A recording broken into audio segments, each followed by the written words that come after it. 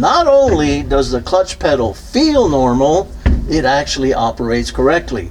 If you remember, I was able to back this vehicle out under its own power, turn it around, and put it back in the garage. I knew the clutch pedal should work, and it did. Now, I'm expecting the brakes to not to work. And sure enough, I have no brake pedal. What's wrong? More than likely, the brake fluid has leaked out of the master cylinder. We're going to work on the hydraulics. We're going to start with the easiest part first. That's what our project targets. We don't want to jump in too much. Let's bite away at the easy stuff. We'll get to the master cylinder later, but let's go to a wheel cylinder and let me show you what we're going to do. Here's the strategy that I suggest when you're doing some kind of project repair. Do the easy stuff first. Don't overwhelm yourself by getting in the deep end. We're going to start with a wheel cylinder before I even look at the master cylinder. Couple of nuts, ready to go. This guy's coming off real easy.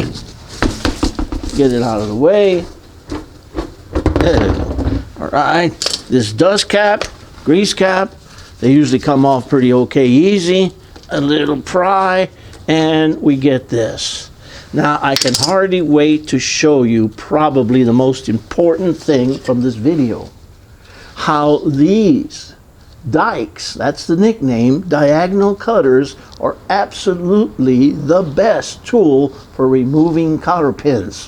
Whether it's at the wheel bearing, the ball joint, the tie rod, anywhere in the suspension and the steering that there's cotter pins, this works great. Here, let me show you.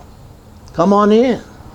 You don't even have to straighten out the pin. Now, most people will use a pair of pliers, straighten it out, and attempt to pull it. We're not going to pull that cotter pin out. We're going to use leverage. Now, it's the sharp edge of the diagonal cutter that lets you grip in there. I'm not going to pull, I'm going to lever it out.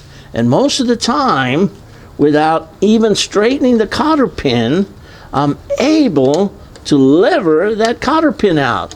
And sure enough, not only did I get the cotter pin out, this diagonal cutter has enough leverage that I can straighten out the pin. So, hopefully you learned about the diagonal cutters for the cotter pins. Let's go on. This nut, everything on this vehicle has been so cooperative. I'm going to take this nut off, and then I'm going to remove the drum. So we take this nut off, we jiggle a little bit, and the washer comes out, and then I can remove part of the bearing. Now we want to keep these clean. I've got a spot behind me over here, and let's see if this drum is going to come off. And once again, everything is cooperating so well on this. All of this cooperation is the result of having the vehicle stored in some kind of garage or shed, out of the rain and out of the sun. Because if it's buried down to the ground, none of this is going to work for you. You're almost going to have to torch this drum off if it's that rusted. Just as I was expecting, most of this is excellent. I'm not going to replace the brakes. They're still good. I probably put them on about 20 years ago. The hardware is good. The shoes are good. I just need to get to the wheel cylinder. I've looked at the bleeder and it's going to be a bunch of trouble, so I'm going to pull this wheel cylinder out of here. We're working on the hydraulics. That's all I need. We're going to take the cylinder apart and see if we can save it. Harbor Freight, $14. Everything you need to work on these old drum brakes. This is what we're after, the wheel cylinder.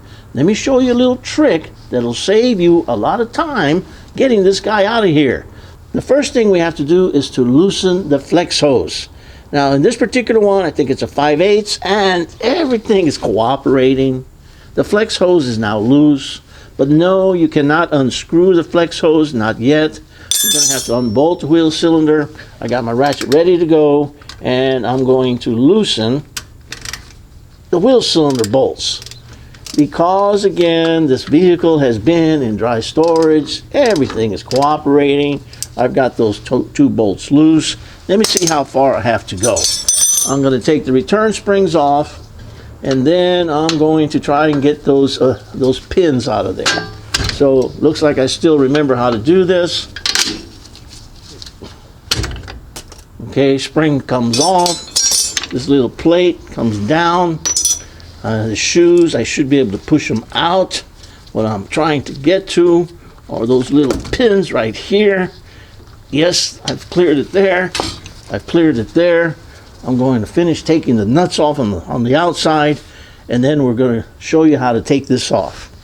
We get those bolts off the wheel cylinder. I start to wiggle it, and yes, it looks like we're going to have some luck. We've loosened the flex hose, and all we have to do is rotate the cylinder. Now, before the cylinder comes off, let me warn you about that crush washer. Don't lose it. It's a very important part of it. Now, I'm liking the color of the fluid. This doesn't look so bad yet. There's that little crush washer. Just be careful not to lose it. Let's go open this guy up and see if we can save it. Before we even attempt to loosen this bleeder, let's look inside to make sure that the cylinder is good. Come on in. Let me show you these boots. These rubber boots should come off pretty easy, and we start to expose the corrosion that's taking place. Let me explain to you what's happening. The brake fluid is hygroscopic. What does that mean? That means it attracts moisture. I live in a very high humidity area, and it's very common for these things, anything that's touching the brake fluid, to get corroded. I'm going to take these boots off. Okay, it looks pretty rough. Let me see if I can take it apart. This is cast iron. Moisture has been attracted because of the brake fluid. Let's see if I can get these guys to move a little bit. All right. These are all, these are important that we get these to come apart. Did I get you on that one? I better turn it around a little bit. This piston, I can feel that it's starting to move. This piston is being a little more stubborn, to use the hammer. Okay, I can feel them moving a little bit. Let me see if I can get one of these guys out of here. Let me tap it the other way. These pistons are pretty stuck. They're not coming out. Let me see how I'm going to get these out of here. These two pistons are being a little bit stubborn, one more than the other.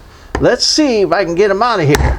All right, this is how we knock the pistons out of there. Put a couple of blocks, and looks like I got it. Well, one more piston, almost all the way out. There, I got it. I'm gonna look at the pistons. They, surprisingly, I bet you I can save these. They're not that bad. Now, the next step is to go ahead and hone this out with the brake cylinder. And the truth is, it doesn't look that bad. So I'm going to have to try and get this brake bleeder off, and hopefully it comes off. I'll be sure to put a new one. I'm going to hone it out, and you might not believe me. I can probably reuse all of this. These rubber cups, they look okay, because I've worked on this truck not that long ago, well, maybe a decade ago.